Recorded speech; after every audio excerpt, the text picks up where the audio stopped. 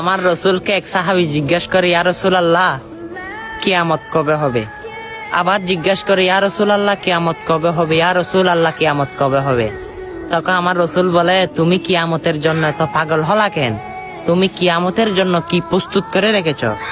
তখন ওই সাহাবী চোখের পানি ছেড়ে দিয়ে বলে, ইয়া রাসূলুল্লাহ কিয়ামতের জন্য আমি কিছু রাখতে পারি নাই, আমার কোনো আমল নাই, কোনো নেকি নাই, কোনো কিচ্ছু নাই। ইয়া রাসূলুল্লাহ আমার থেকে দুইটা জিনিস রয়েছে, একটা আল্লাহ এবং আল্লাহর রাসূলকে, আল্লাহর হাবিবকে আমি প্রাণ মন থেকে ভালোবাসি। সুবহানাল্লাহ।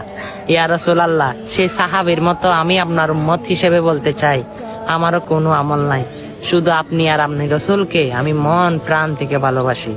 হ্যাঁ, সেই রসুলের উম্মত যারা রয়েছেন, এই সুন্দর বার্তাটা সকল মুসলমানের কাছে পারলে শেয়ার করে দিয়েন। আমিন।